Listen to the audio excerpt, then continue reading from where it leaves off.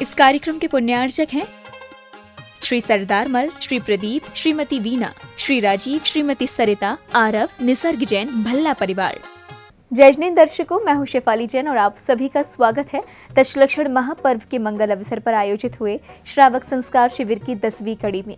ये कार्यक्रम मध्य प्रदेश की धर्मनगरी भोपाल के बैरसिया में 3 से 12 सितंबर तक आयोजित किया गया, जिसमें परम पूज्य प्रशम मूर्ति मुनि श्री अजित सागर जी महाराज, एलक श्री दया सागर जी महाराज एवं एलक श्री विवेकानंद सागर जी महाराज का पावन सानिध्य मिला।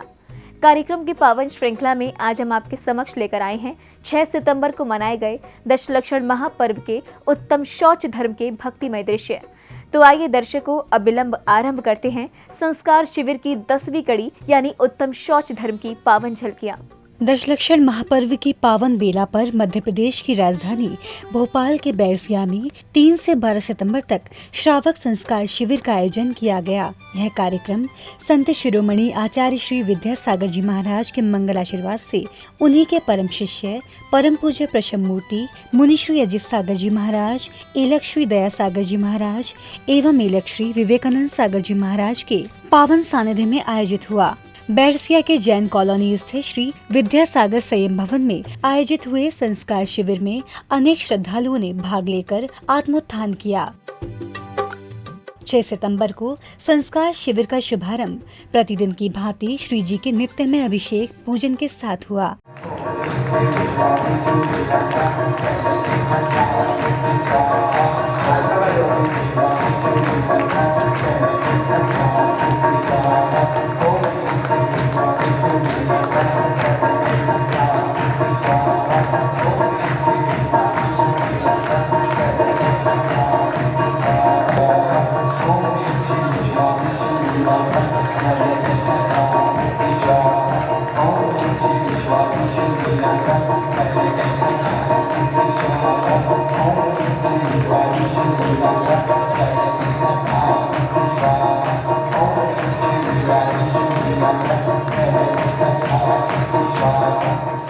श्री विद्यासागर संयम भवन में प्रभु की शांति धारा कर रहे भक्तों ने लोभ कषाय से मुक्त होकर पवित्रता को धारण करने की मंगल भावना भाई।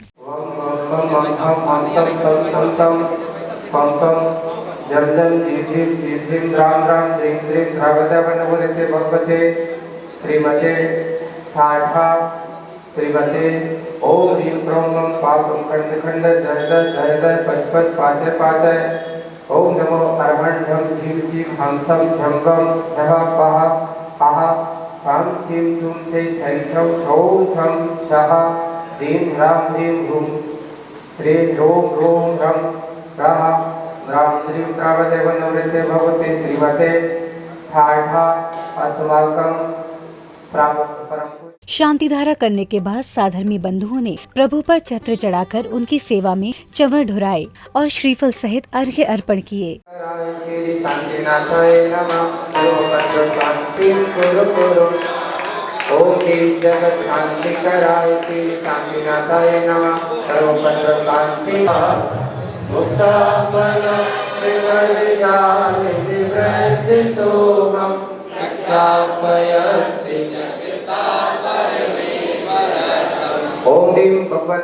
संयोग से उत्तम शौच धर्म के दिन भगवान पुष्पदंत जी का मोक्ष कल्याणक दिवस भी था। इस मंगल अवसर पर सभी शिवरार्थियों ने उत्कृष्ट भावों से प्रभु पुष्पदंत जी के निर्वाण कांड का पाठ करते हुए उनको निर्वाण लाडू अर्पित किया और ऐसी भावना भाई कि हे प्रभु, हमें भी महामोक्ष फल की प्राप्ति हो।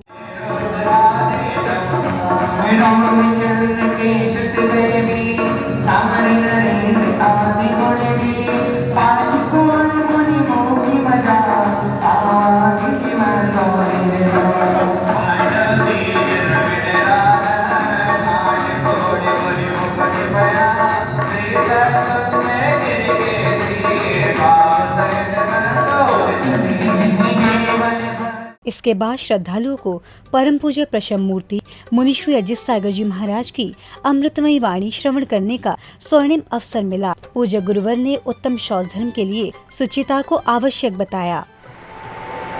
लेकिन सुचिता किसकी होना चाहिए? दो प्रकार की होती है, एक बाहर की और एक भीतर की। बाहर की अर्थात दो प्रकार की बाहर में, एक घर दुकान मकान की सफाई और एक शरीर की सफाई। और अंतरंग के अर्थात अपने मन की सफाई, अपनी आत्मा की सफाई। शुचिता जिनके पास है, तो किसकी शुचिता जिनके पास है, सौ धर्म किनके पास है, तो वहाँ सिर्फ आचार्य पूज्यपाद स्वामी महाराज ने सर्वार्थ सिद्धि में शुचिर भावम शौच्यम ऐसा शब्द दिया है। शुचिर भावम शौच्यम अर्थात शुचिता के भाव का नाम शौच धर्म है। कई लोगों ने आकर के महाराज यहाँ पूज्यपाद महाराज तो शुचिर भावम शौच्यम कह रहे हैं, तो बाहर के शरीर को धोना, कपड़ों को धोना, ये भी शौच धर्म है।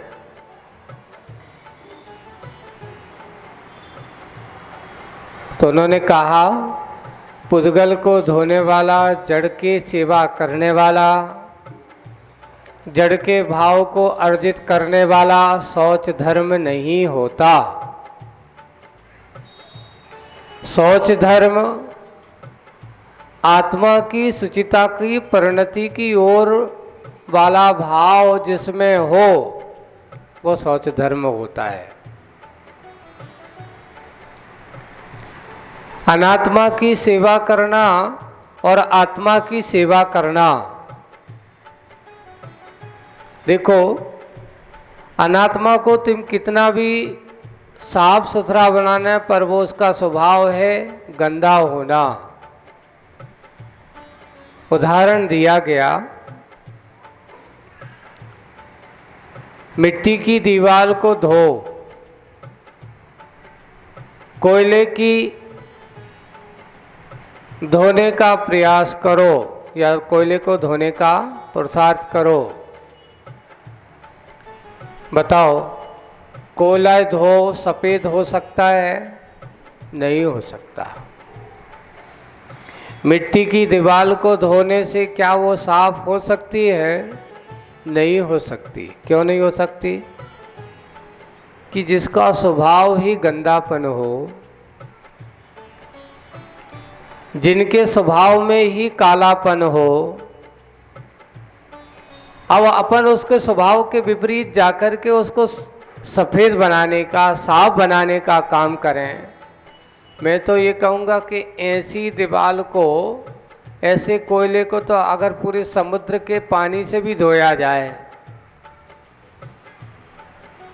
तो कोयला कभी सफ़ेद होने वाला नहीं है, न कभी हुआ है और न कभी होगा। आज हम सफाई किसकी करना चाहते हैं? किसको साफ सुथरा बनाना चाहते हैं? बाहर को, तन को या चेतन को? तो शौच धर्म कहता है कि तन की धुलाई करने वाले के पास उत्तम शौच धर्म नहीं होता। हाँ, जो चेतन के धोने के भाव, चेतन को निर्मल बनाने के भाव जिस जीव के पास होते हैं, वही व्यक्ति शौच धर्म का पात्र होता है। हम आराधना तो कर रहे हैं उत्तम शौच धर्म की, और ये भी करिए धरिए सदा संतोष, और आगे करऊं तपस्या देश हो, शौच सदा निर्दोष, धर्म बढ़ो संसार में। इन सब बातों को आप बहुत अच्छे से समझते हो, ऐसा नहीं कि नहीं समझते। हम तो आपको मात्र कह रहे हैं शब्दों में डाल के। यहाँ कोई ऐसा व्यक्ति नहीं है कि जो नहीं समझता हो, सब समझते हैं, सब समझदार हैं। कि जिनके हृदय में संतोष भाव है, यानी अपने आप को सीमित, मर्यादित, संकल्पित रूप परिणति उसके पास है, वह नियम से सुखी है। लेकिन जिनके हृदय में या उसके मन में या उसके विचारों में संतुष्टि की कोई बात नहीं होती और आकांक्षाओं का जन्म होता रहता है, तो एक कहावत चलती है, तृष्णा की खाई खूब भरी पर रिक्त रही वह रिक्त रही। आप तृष्णा की खाई को भरना बहुत कठिन काम है। ये जादू का पिटारा है।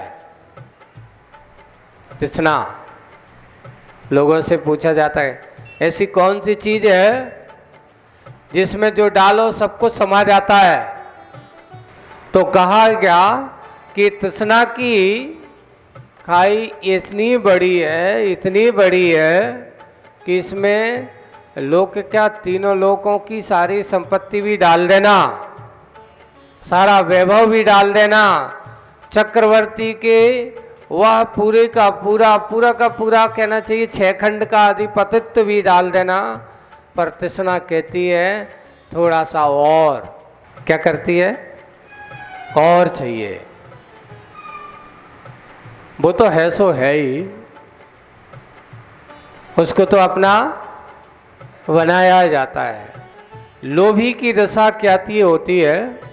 एक बहुत अच्छा कहावत मिलती है कि लोभी व्यक्ति क्या कहता है, वो हमेशा कहता है कि जितना अपना है सो अपना तो है ही, है ना? तेरे बाप का नहीं, जितना अपना है सो अपना तो है ही। लेकिन अगर कहीं से जुगाड़ लगती है, मौका मिलता है, तो वो कहता है वो भी अपनों ही है। मेरा है सो मेरा है, हैं? मेरा है सो मेरा है। और जहां देखा कि ये भी अब इसको कोई नहीं है, पता चल गया कि आगे ना पीछे लावारिस है, ये भी मेरा है। कैसे भैया मेरा है? बरसों से पहले तो उनका था, तुम्हें पता है। उनके सामने ही हमारा पूरा करार हो गया था, पूरा समझौता हो गया था, हमने उनसे ले लिया था। भला ही एक चमड़ी दाम भी नहीं दिया। भाई कुछ तो होगा, मुंह जबानी है। वह हमेशा उसको भी हड़पने की कोशिश करता है, और अगर उससे बाद में बाजू में और मिल जाए तो उससे पूछा जाए, भैया ये तो बता तू करेगा क्या? अरे कछू करो या ना करो, ये सब मेरा है बस, तुम्हें इससे क्या लेन देना, हम करेंगे क्या? भाई तेरे ना आगे न पीछे हैं, न तेरे आगे है कोई और न तेरे पीछे है। आखिर तो इतना जोड़ करके, इतना इकट्ठा करके किसको देके जा रहा है? बोले कि इसके बारे में तो नहीं सोचा हमने, लेकिन अभी जितना बन सके उतना तो समेट लो, जितना इकट्ठा कर सके उतना तो इकट्ठा कर लो। लेकिन कभी सोचा, एक किसी शायर ने बहुत अच्छी पंक्ति कर लिखी है कि चाहे जितने इकट्ठे कर लो हीरे मोती,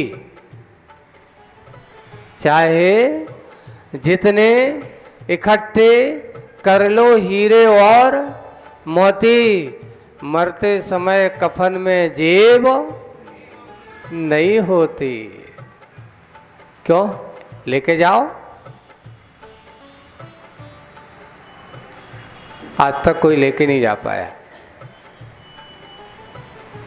लेकर के गया है तो क्या लेकर के गया, साथ गया तो क्या गया। तो सब जानते हैं अपना किया हुआ कर्म ही हमारे साथ गया है। एक बार एक बहुत अच्छा प्रसंग चिंतन से बना। लड़ाई हो गई किसमें? तन और मन में। एक तरफ पे तन खड़ा है और एक तरफ पे मन खड़ा है, और वो कहता है सबसे ज्यादा पाप करने वाला तो ये तन है। और तन क्या कहता है? सबसे ज्यादा पाप करने वाला मैं करता जरूर हूं, लेकिन कराने वाला कौन है? ये मन है।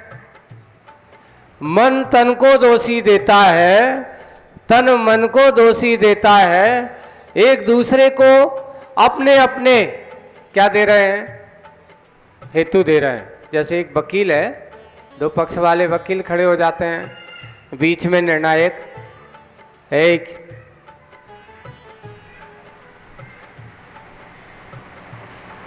बीच में जज बैठे हैं। अब वो निर्णय करना है कि सही कौन है। आप भी कभी ऐसे अपने आप के आत्मा को निर्णायक बना लेना, और एक तरफ पे तन को रखना और एक तरफ पे मन को रखना। बताओ कौन सबसे ज़्यादा पाप करता है? तो यहाँ पर ये बात हुई, उस अदालत में बैठे हैं गुरु महाराज। लड़ाई बहुत हो गई, यहाँ तक कि एक दूसरे को आरोप कहता है। वो कहता है कि मैं तो पाप कर ही नहीं सकता, तन, अगर मन मुझे प्रेरणा ना दे। तो मन कहता है ये बताओ, अगर कोई अपराध करता है तो सबसे पहले पकड़ा कौन जाता?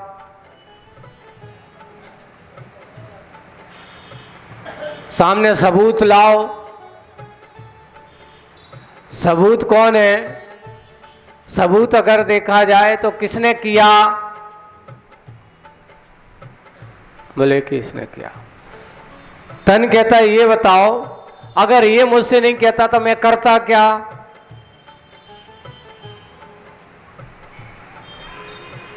अब दोनों को बड़ा एक दूसरे के ऊपर, एक वो अपना कहता है इसने कहा था सो मैंने किया, वो कहता है इसने किया है, मैंने तो कहा ही बात है। दर्शकों, देखा आपने किस तरह से मध्य प्रदेश की राजधानी भोपाल के बैरसिया में 3 से 12 सितंबर तक श्रावक संस्कार शिविर का आयोजन किया गया, जिसमें अभी आपने देखे थे 6 सितंबर को आयोजित हुए उत्तम शौच धर्म के पावन दृश्य। परम पूज्य प्रशम मूर्ति मुनि श्री अजित सागर जी महाराज, एलक श्री दया सागर जी महाराज एवं एलक श्री विवेकानंद सागर जी महाराज के पावन सानिध्य में आयोजित हुए शिविर में भक्तों ने सहभागिता कर लोभ कषाय से मुक्त होकर पवित्रता को धारण किया। तो दर्शकों, वक्त तो चला है आपसे विदा लेने का। कल पुनः उपस्थित होंगे कार्यक्रम की अगली कड़ी के साथ। इसी मंगल भावना के साथ अब मुझे दीजिए अनुमति। जय जिनेंद्र, और आप देखते रहिए जिनवाणी चैनल। इस कार्यक्रम के पुण्यार्चक थे श्री सरदार मल, श्री प्रदीप, श्रीमती वीना, श्री राजीव, श्रीमती सरिता, आरव, निसर्ग जैन, भल्ला परिवार।